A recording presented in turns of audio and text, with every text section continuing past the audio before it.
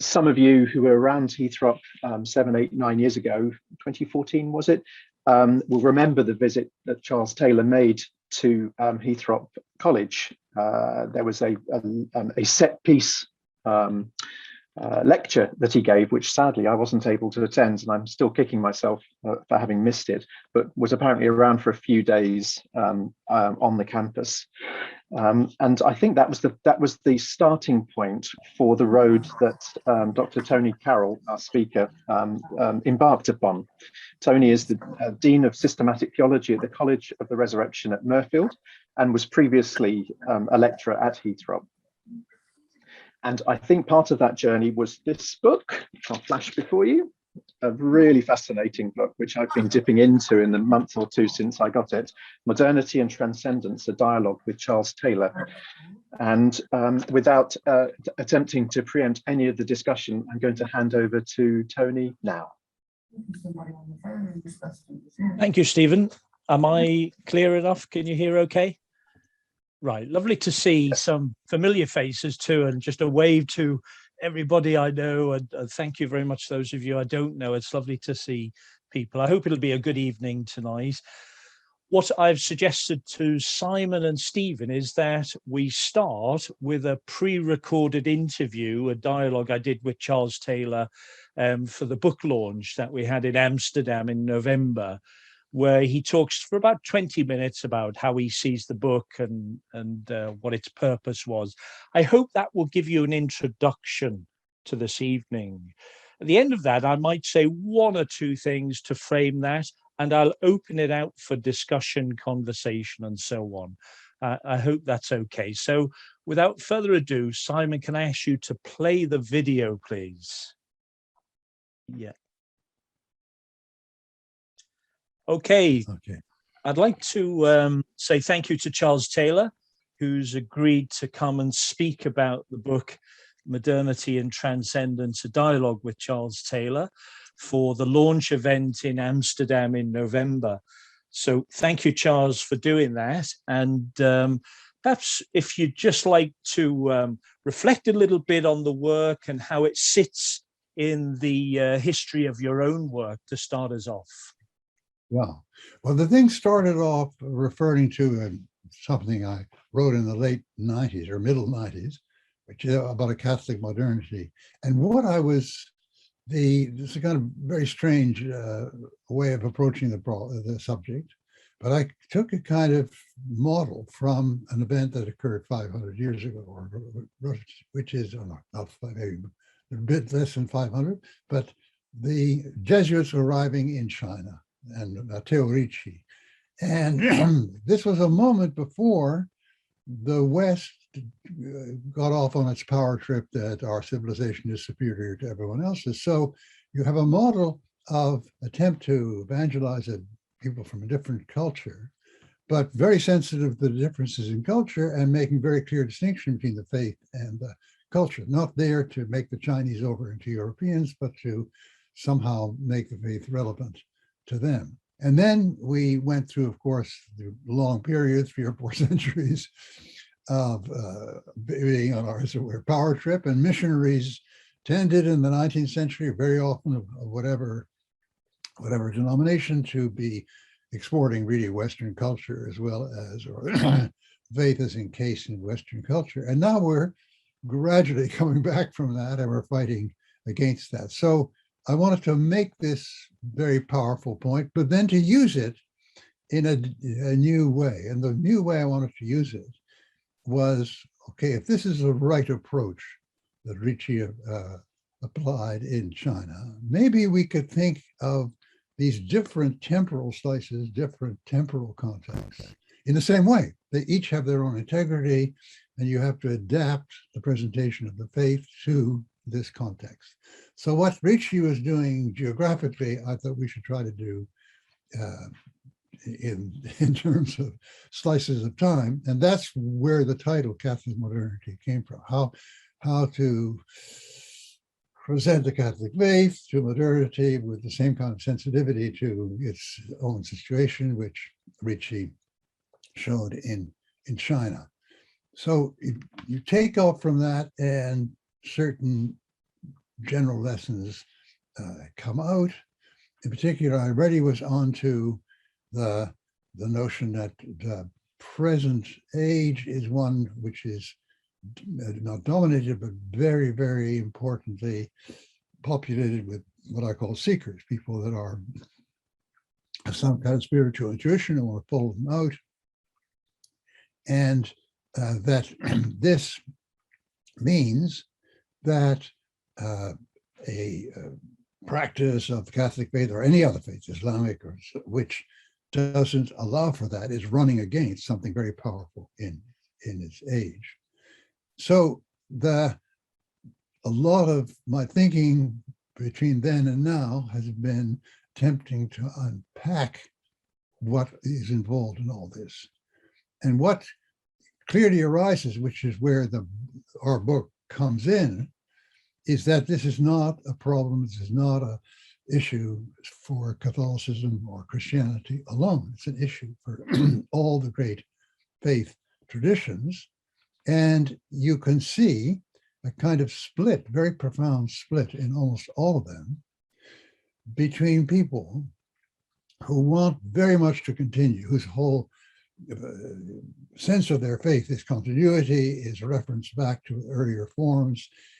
They see the arrival of modernity as a kind of challenge to this, as a danger to this, and has to be fought back against, over against the other tendency, which is people who accept that this is the new context, and even in many ways applaud the arrival of this context. And these deep divisions exist everywhere.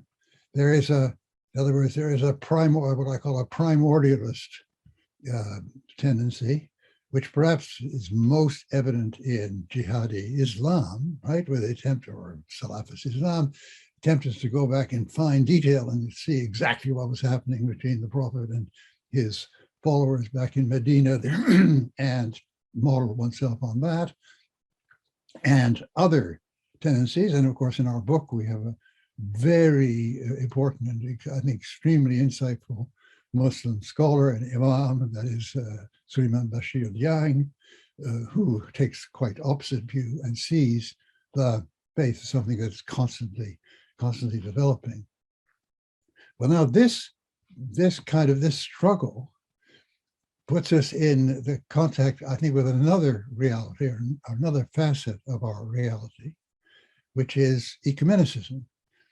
And it's clear that there is a ecumenical trend among those who take the stance of let us find out what modernity requires, which is, again, bitterly fought against by those who take the primordialist stance.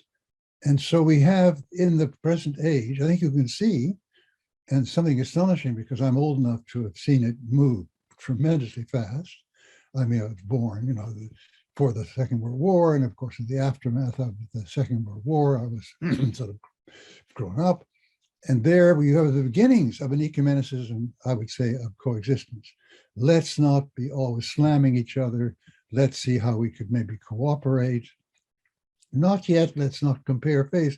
That hadn't yet arisen, right? But okay, we'll accept the differences and we'll see how we can collaborate on various common enterprises. And then you move beyond that to a real interest in exchange, and a real interest on each side in knowing what the difference is and getting a sense of what is moving the other, to further a sense of appreciation of this, that we can actually learn something from this, if there's something there that can nourish our own faith.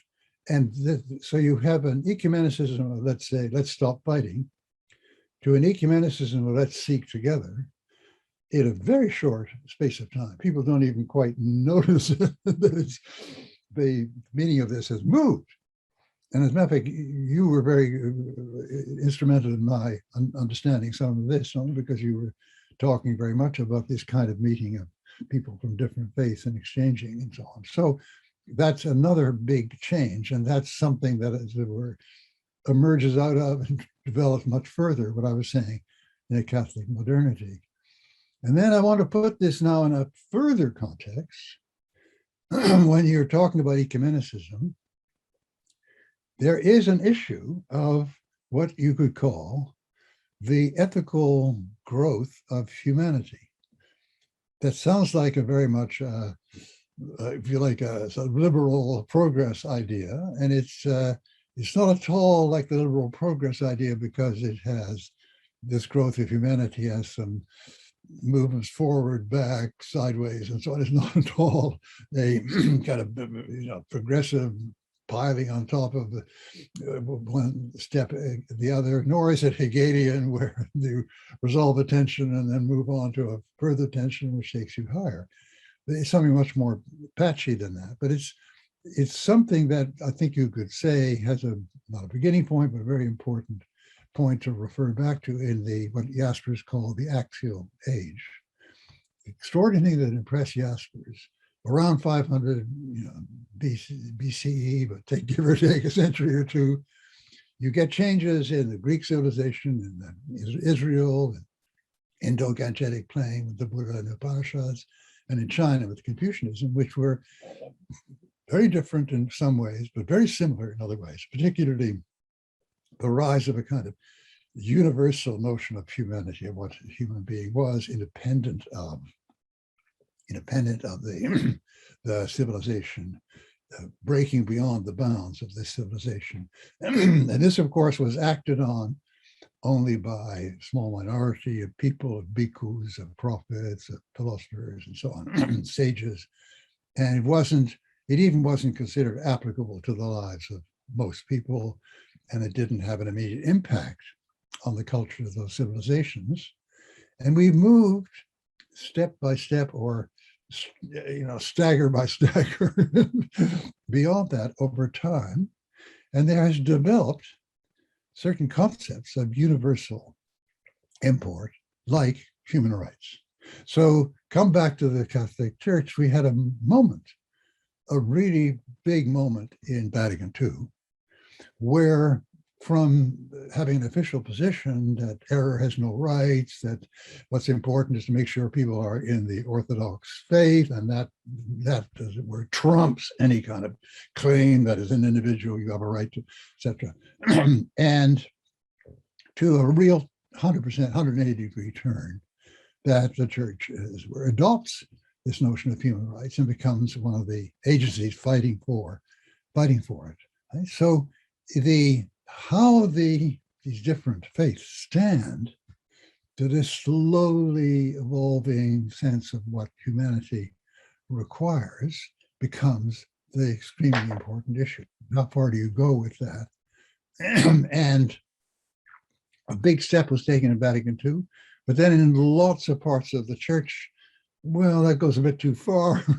Push that, as it were, too far, and the primordialist urge is there more powerfully, and the split is even greater in Islam. Islam includes people like Bashir on one hand, and the people now running Afghanistan on the other hand. There's a huge gap there, and in a certain sense, the interfaith wars are dependent on the domination by this primordialist stance. Primordialist Christians and Muslims in many cases, can't wait to get at each other and fire at each other. And it is those who take the other stance that are saying, no, on the contrary, we have to find a way of living together. And so you can see that from the beginning, the stumbling beginnings, taking Ricci as an example of how to approach the problem of Christianity or any faith in our time, you move to these wider contexts where you can see extremely important defining issues.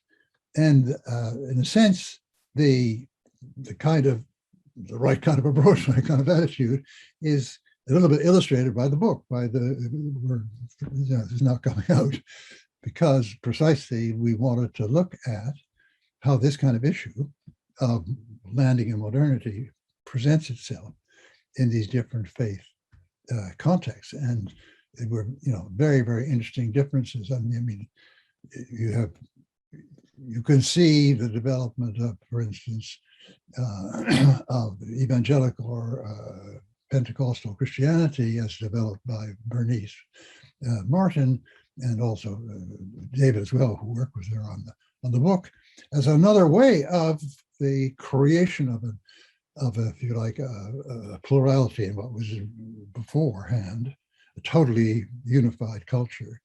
Example, that of Latin America, totally dominated by the Catholic Church. And then again, in an extraordinarily short period of time, corresponding with my lifetime, which is very short in terms of history, that Latin America moved from this totally dominantly Catholic society to a society which is really very pluralistic. If we look at Brazil today, it's not only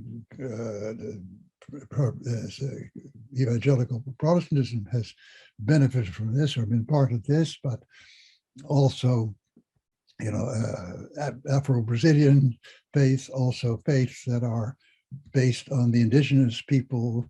And there even is a world faith, which I discovered when I visited Brazil, in the sense that it exists in all parts of the world, which is a kind of marriage of the Afro-Brazilian on one hand and the Aboriginal on the other hand, which has a lot of people following it in Japan. I mean, this is mind-bending, or in terms of what the world looked like when I was growing up.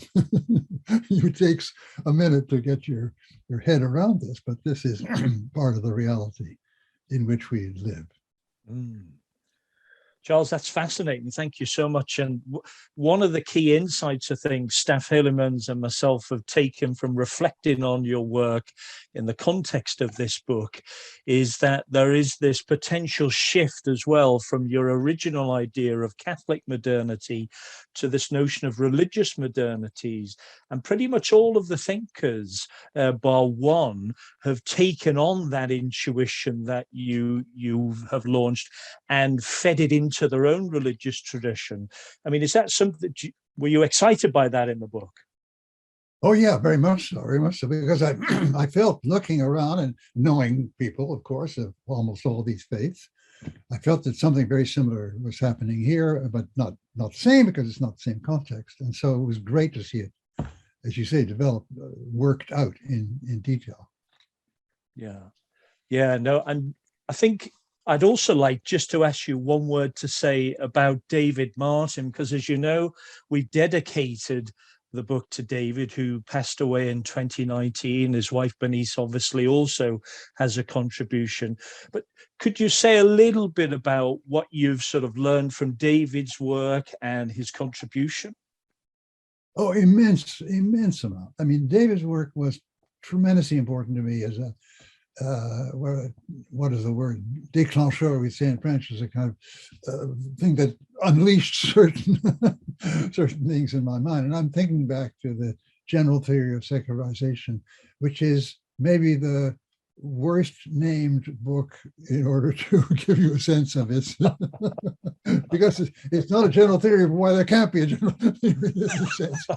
But it was just an eye-opener, because he traced these individual traditions, you know, in this case, different denominations, quite different way of coming at all these issues, and traditions which really influenced each other, but didn't want to admit that, but were very different. Now, that came to me at a time when I was very exercised by theories of modernity and the idea that there was a theory of modernization that existed. And, you know, I was in political science teaching at that point. So a lot of people believed in the theory of modernization, which included something called secularization, which was the same everywhere, except we were ahead of, you know, we Europeans were ahead of everyone else. And I was trying to deconstruct that with the idea that there were quite different paths to modernity. So I suddenly, David opened this up in a new way for me, in terms of the question of the, you know, understanding secularization. And so that was the beginning point of my thinking of, in, you know, which eventually came out in A Secular Age. He was tremendously important, and not just that first moment of that triggered it all, but, you know, continuing, because I got to really exchange a lot with him and discuss a lot with him. And I learned an immense amount. I think he's a really towering figure in this whole turn of the understanding of secularization. Yeah, thank you so much. And, you know, it's been a great pleasure to have a sense of your insight into the book. And if I may, maybe just one final question.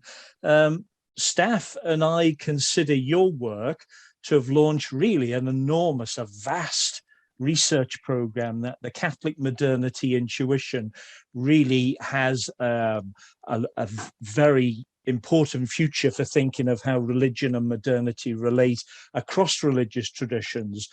Might you just conclude this conversation by highlighting some of the key areas for that research project that you think need to be developed? Yeah, well, I think this the area that I'm interested in now, that is what I call the ethical growth in humanity and the way it works out, is something that we again have under theorized, because there has been this terrible tendency, now I'm talking about within Christendom, this terrible tendency to think that there's a moment when the full revelation came and then the job is to hang on to that and not betray that and so on. So we've been inhibited from thinking about this kind of ethical growth, which occurs in a way that nobody owns, no particular denomination owns totally, but it kind of between them all, ricocheting back from one to the other. And I think that requires a great deal of further thinking. There's someone very interesting work, which somehow hasn't yet managed to be published, by someone called Peter Dale Scott, who teaches at Berkeley.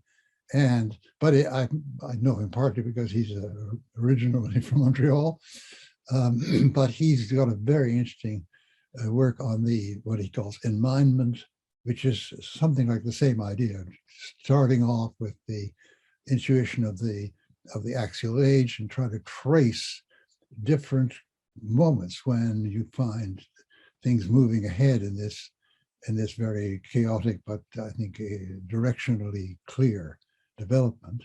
And this kind of fights against the idea that at a certain moment, maybe in 35 BC, CE, and so something started which must be taken as, or in 650 or whatever the Hijra occurred, and so there's a kind of resistance still to the thinking in those terms, but there's a huge field here which is immensely interesting.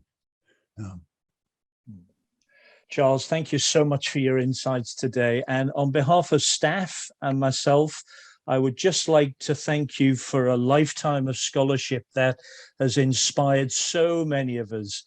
And if we make any contribution at all, I think it's because we're standing on shoulders such as yourselves. So really a heartfelt thank you from both staff and myself.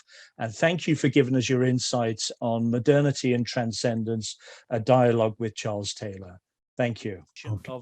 Thank you very much.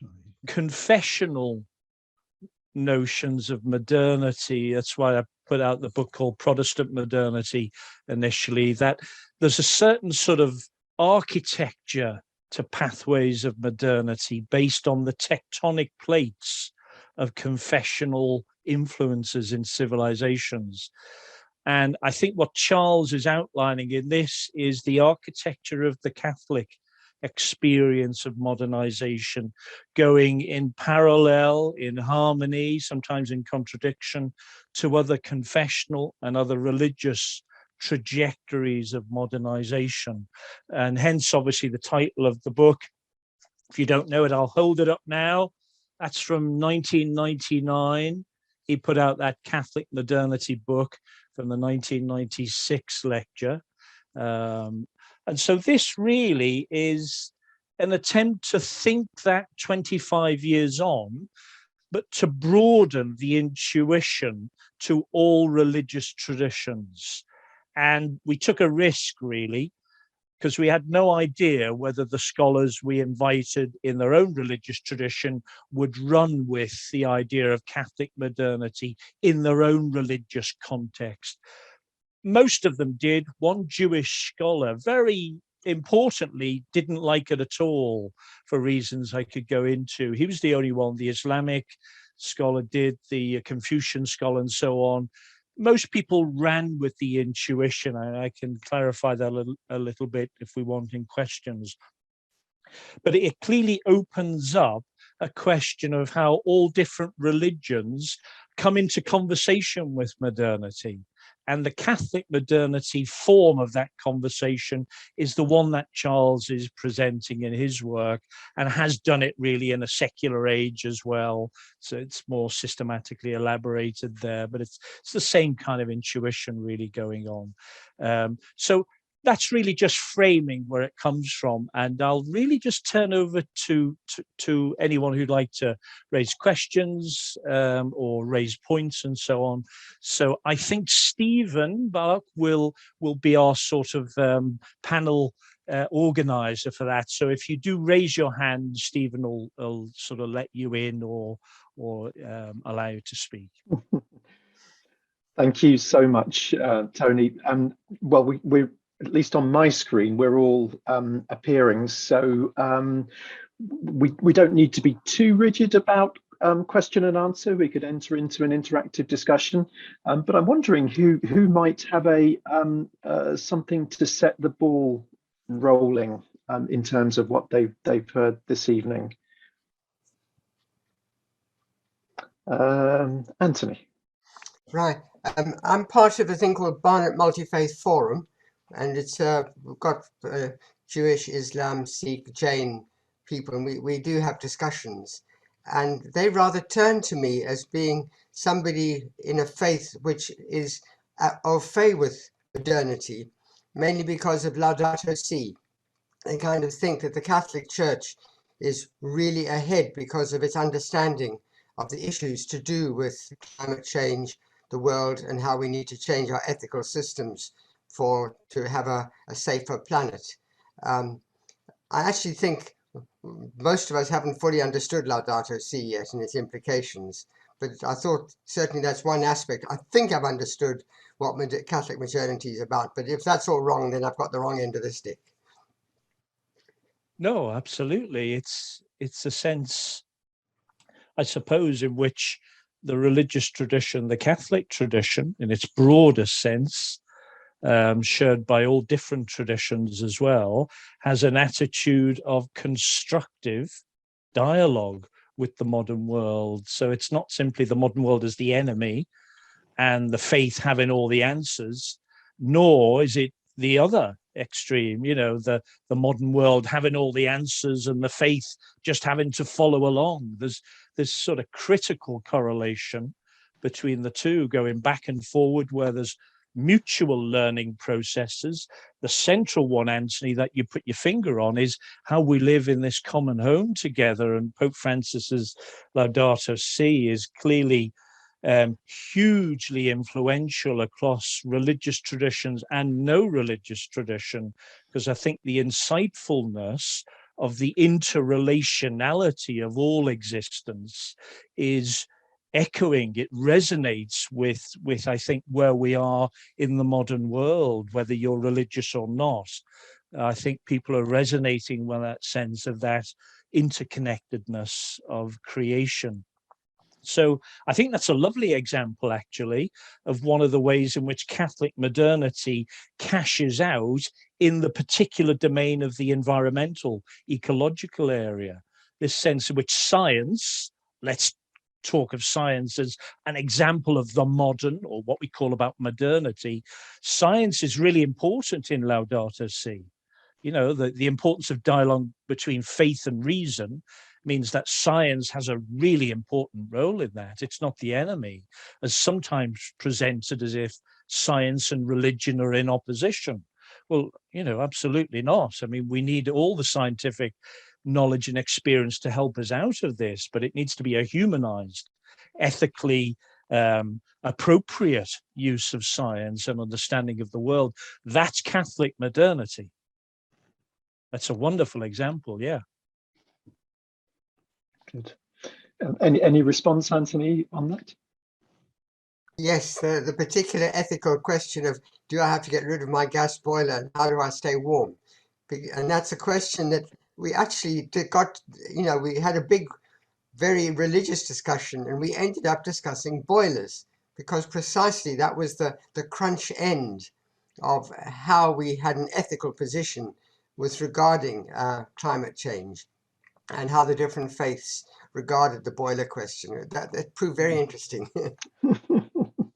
I'm sure that will carry on, actually, especially over the next months, if not years.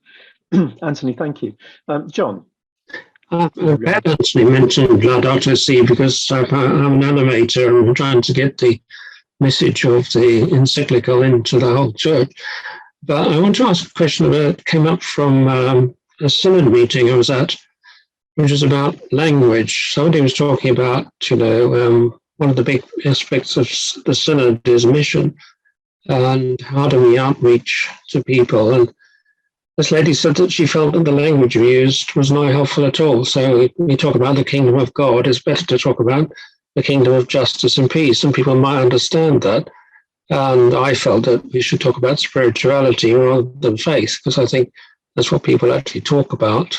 So trying to be where people are at, but I'm interested to hear what people have to say about that.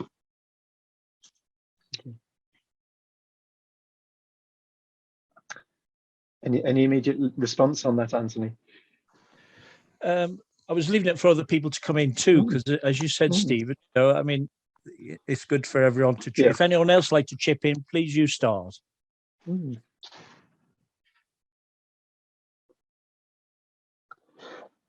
one of the things that what really struck me was different modernities. So I suppose I've had this relatively simplistic model in my mind, reinforced actually in recent years by Tom Holland's excellent book, Dominion, which talks about the progression of Christianity, indeed its positive spawning of a modernity, which is very much the imprint of Christianity. It's not an uncontentious book and it's not an uncontentious hypothesis, but it is one that I think has become a big talking point. And in my mind, I've always assumed that other religions, Islam and Hinduism, Buddhism, and so on, would, from a slightly different lens, be looking at the same modernity. It's a much more complex construct. If they're looking at whatever stage of development, so to speak, they're looking at their own modernity and then having to compare theirs with ours, so to speak, to use slightly loose language.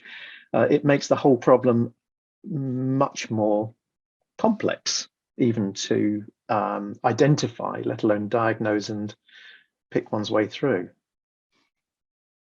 Yeah, I come in on both John and Stephen's point. John, your point about language is very well taken. Different people speak different languages. I don't just mean French, English, German, and so on. I mean, we operate in different language zones in terms of spirituality, religion, and so on.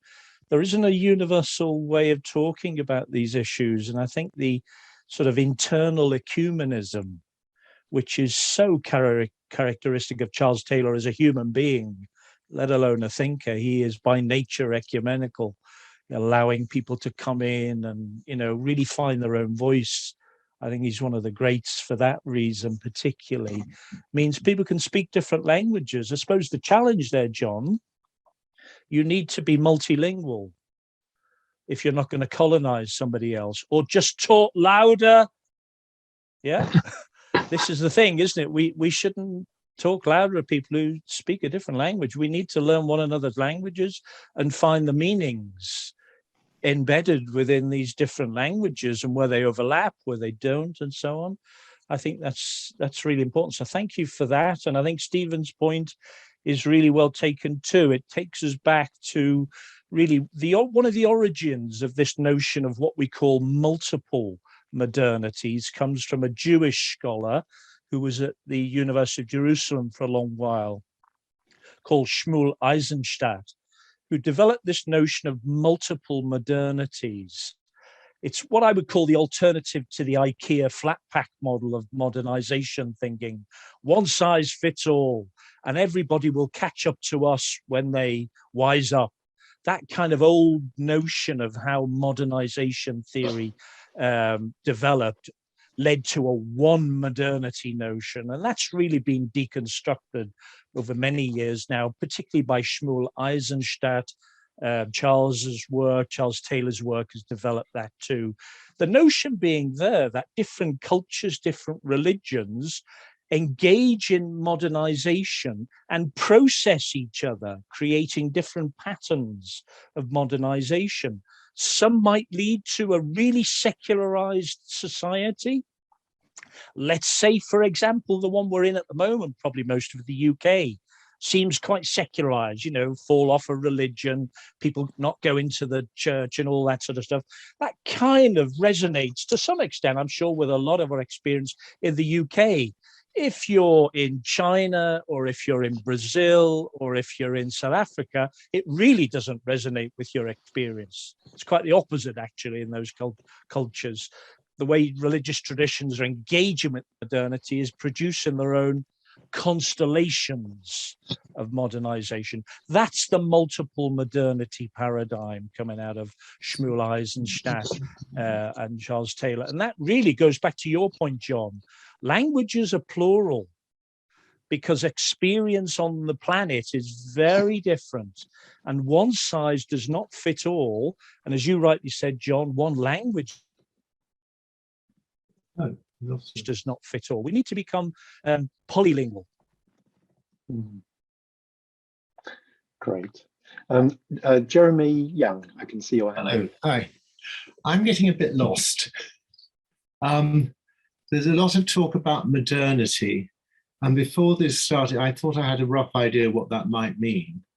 But and what Anthony's just been saying about all these different modernities, and I'm just wondering what on earth is being talked about, because does it just mean what people in different cultural contexts are doing in this contemporary age, or is there something, is there a core to this, or a sort of set of different things which somehow make up modernity? So, you know, could we have a bit more input, and what are the different types of modernity that are on offer? Yeah, really good question. I mean, we could go on and on about this, Jeremy. But obviously, let's say there are three broad traditions of thinking about modernization theory. You have what's coming out of Max Weber, the German sociologist Max Weber. The notion, what is modernity? Modernity is scientific rationality, rationalizing all spheres of human existence, natural science, political sphere, the cultural sphere, the rationalization of those domains of reality, natural science, the social sciences, the human sciences, psychology, psychoanalysis, and so on. That development in the era we call the modern period, from roughly 1500 onwards, would be one example following Max Weber's theories of modernization. A second theory, or a second constellation of theories for modernization, would be it's not just at a particular moment in time that modernization happens. It's problem solving at every single period of history. If you have a problem of going from X to Y, the answer is finding transport to go from X to Y that's efficient. At the moment, the question about the environment is, how do we move from X to Y environmentally, in an environmentally sound way?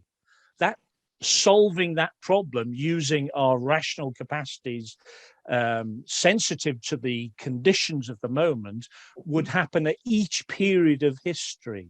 So problem solving would be a second understanding of what modernization is.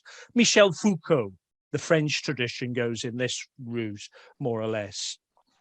The third tradition, and all different thinkers work at mix and match of all of these traditions. The third tradition really would be the notion that there are particular root metaphors of each period of history. So, for example, in the Greek world, the key idea is the nature of being, the ontological notion of reality, the core notion of what holds reality as one, as Freddie Copleston would say, the oneness of reality.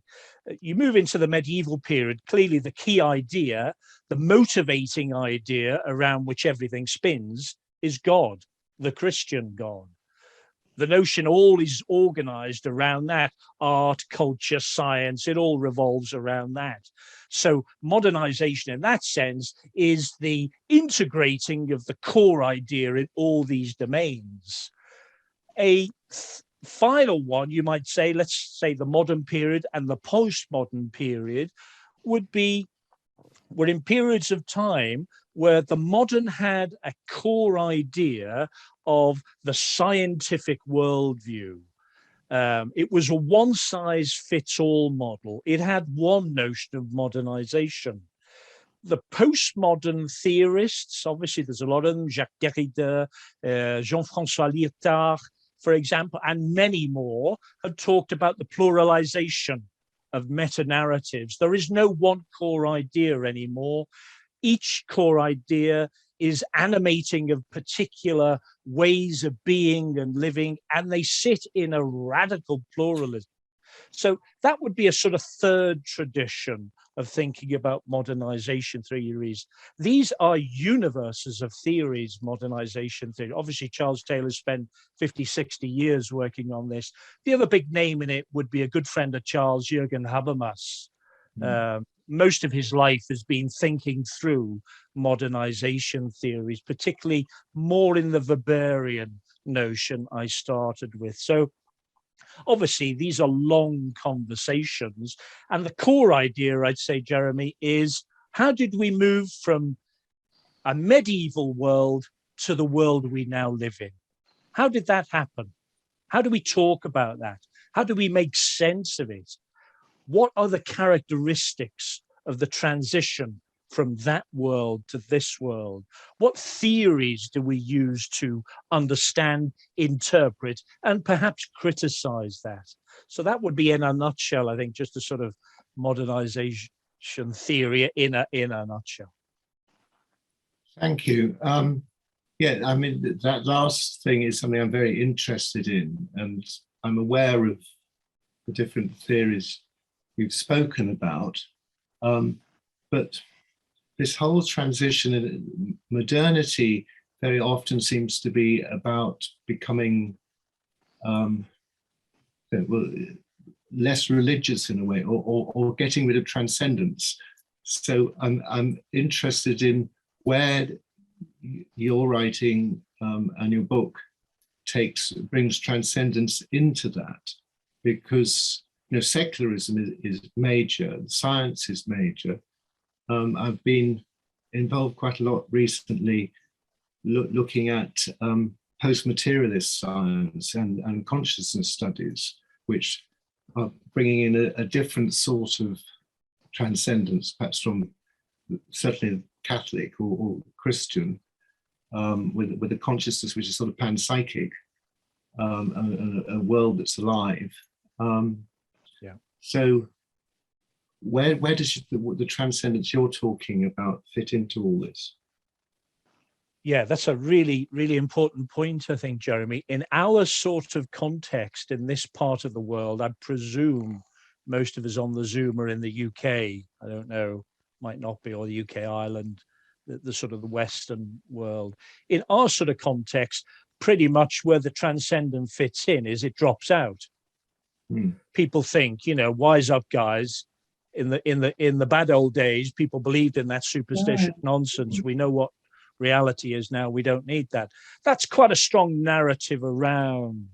I mean, I'm not only Dawkins and so on, but certainly amongst the philosophical community, most philosophers would kind of be, there's something a bit dodgy with all that stuff. Theologians wouldn't, obviously, but then, that's less and less of a cultural significant voice, sadly, in our context. But that's only one part of the story.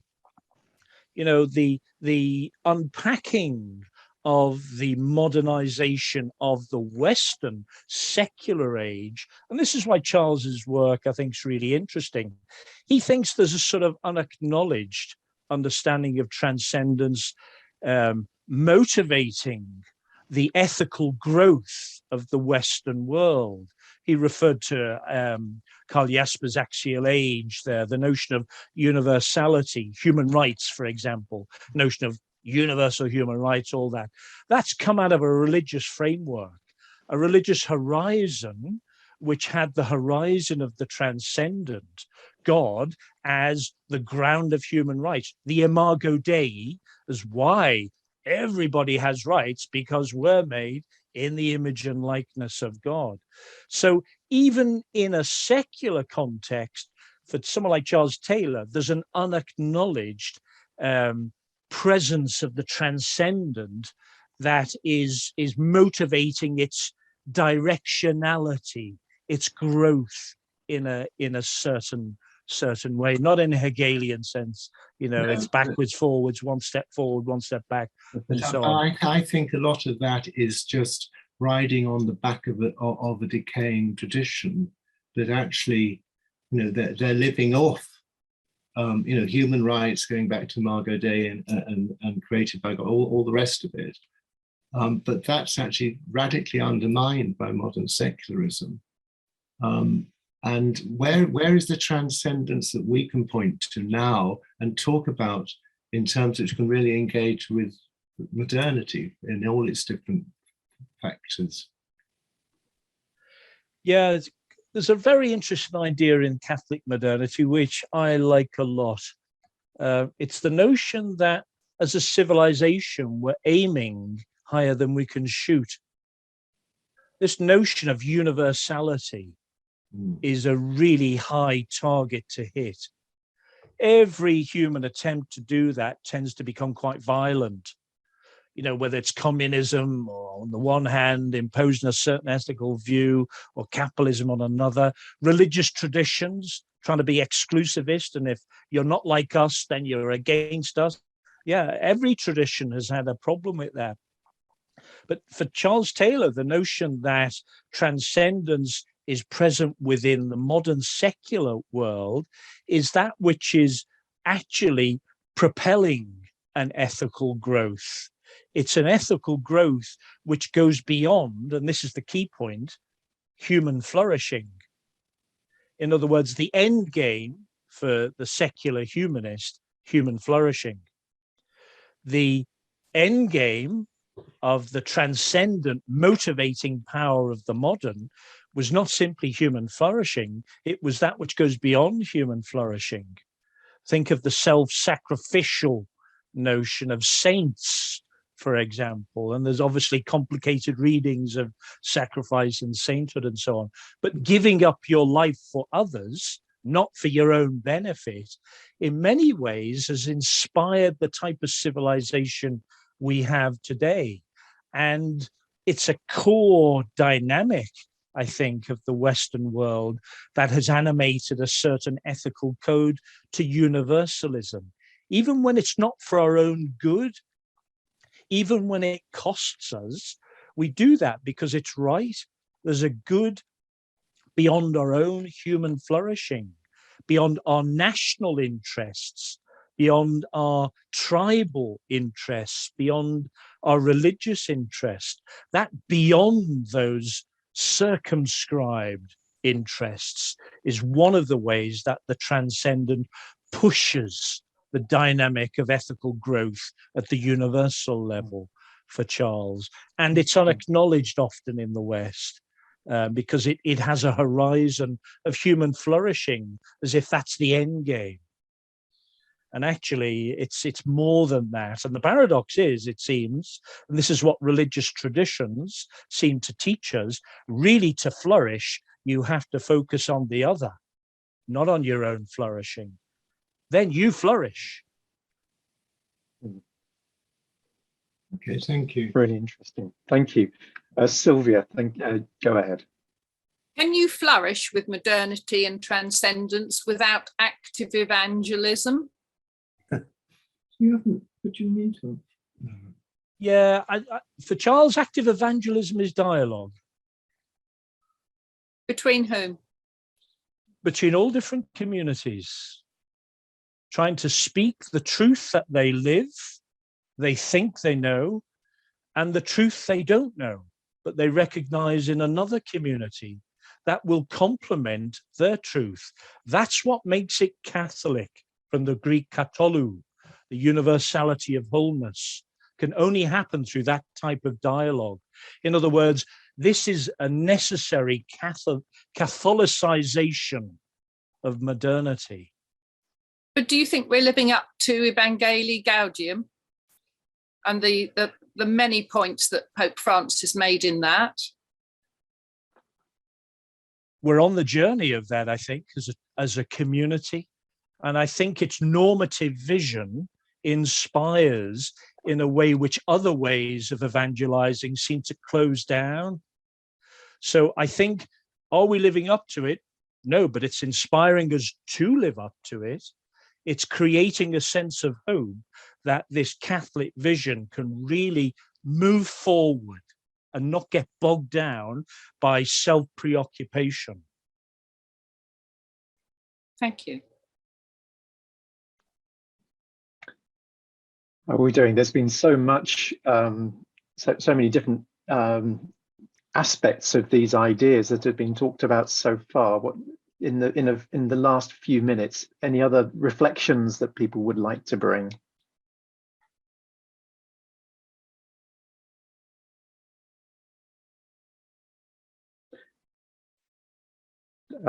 Please speak up if you'd like to. I've got just one or two other thoughts. You used the phrase quite early on, Tony, nobody owns this. I think this was in respect of the ethical growth of humanity.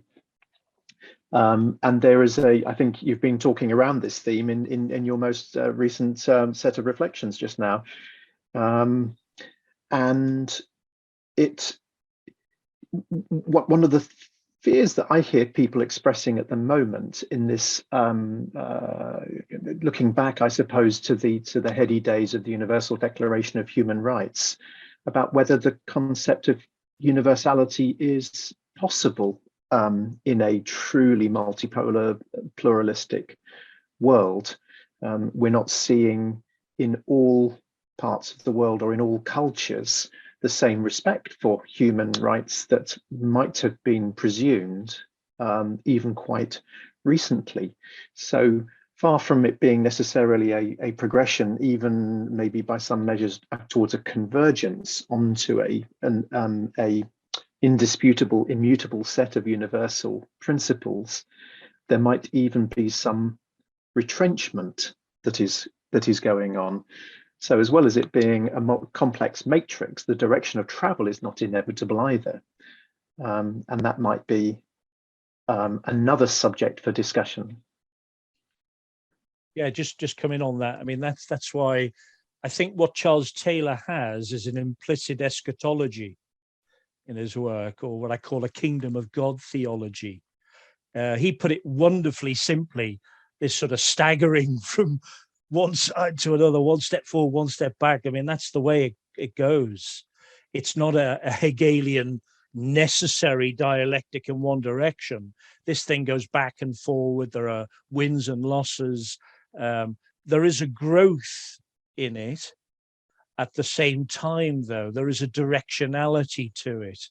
But that does not translate into a simple progress and inevitability issue. And I think that's the other aspect that comes out, the notion that, I suppose in dialogue with liberation and political theologies, this is an important conversation, the notion that this will never be complete in history. The notion of Catholic modernity straddles time and eternity, as you would expect from any theory which has an eschatological structure. Otherwise, you either foreclose history too quickly, and some of the jihadist groups or the fundamentalist Christian groups want to do this, or you say, oh, the kingdom of God, it's only later on, there's nothing of it here. Our human actions, our ethical lives is not constituting in any way the kingdom of God. And we know that not to be the case as people of faith and people of non-faith. We know things happen. You know, people do reconcile.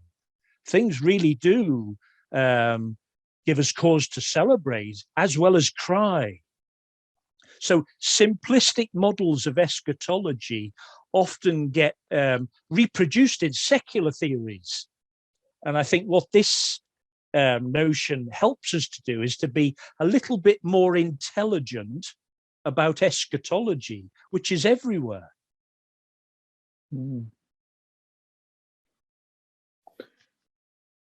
Okay.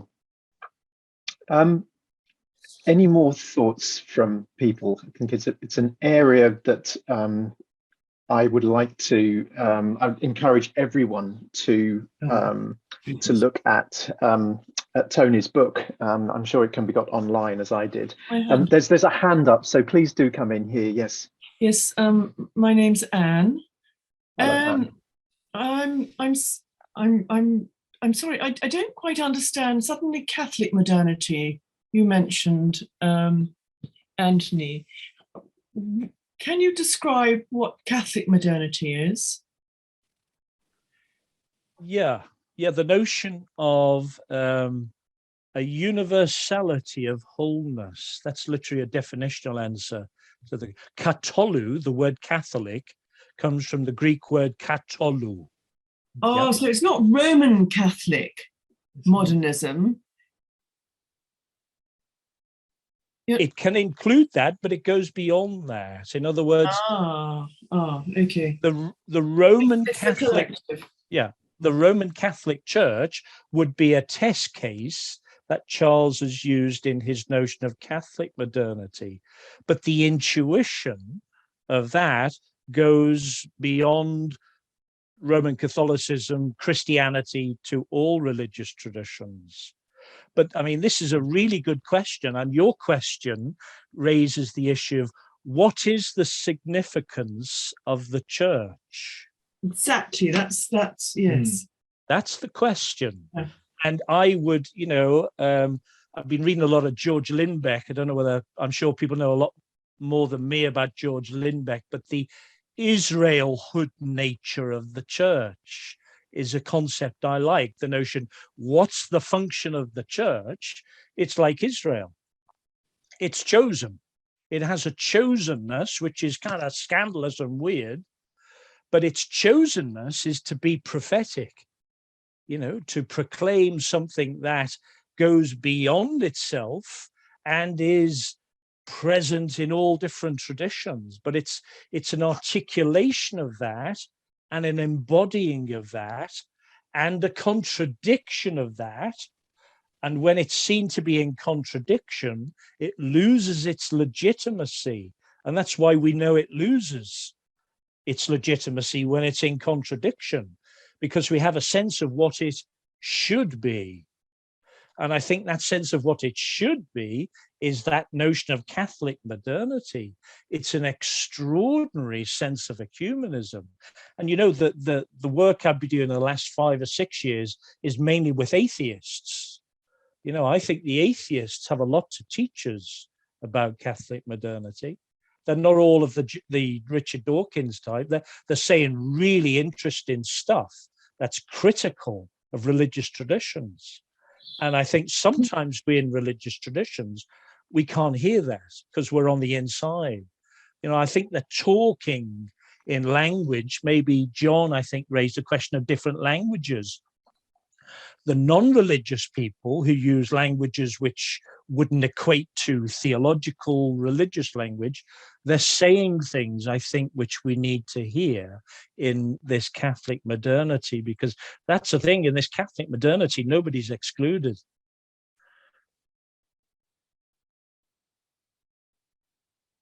Thank you. Okay, jolly good.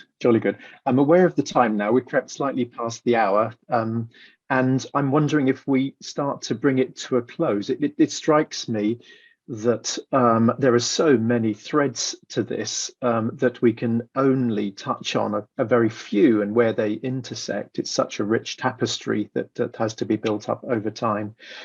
So on behalf of everyone who's tuned in tonight, Tony, thank you so much for bringing us some of these themes, for bringing us the thoughts of Charles Taylor and then speaking through them and developing them on.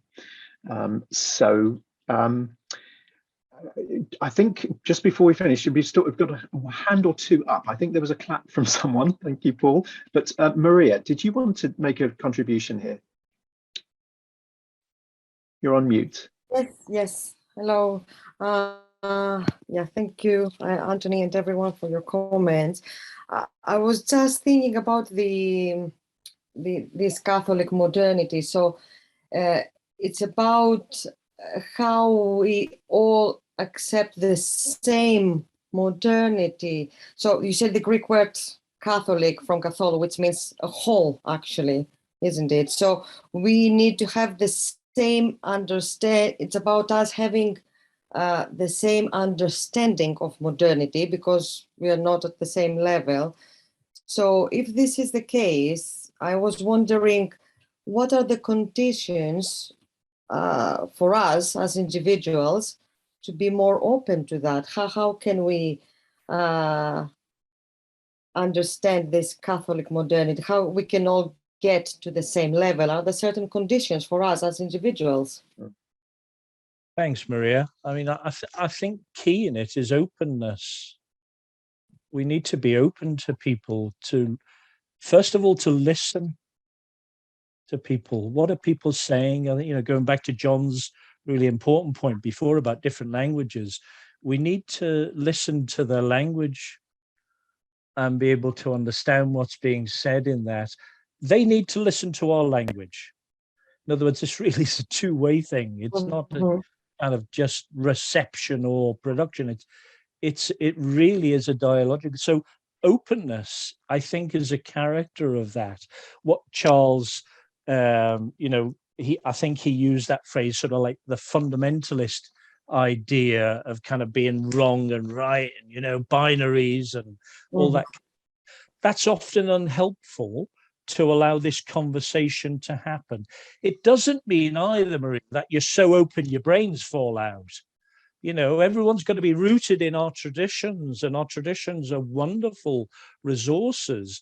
But when they are wonderful resources, they open us out to really good and deep dialogue. So, openness, I would say rooting in our traditions is really key, going really deep and not just sort of picking the bits and pieces of the tradition we like. But, Yves Congar is one of the great heroes of Charles Taylor.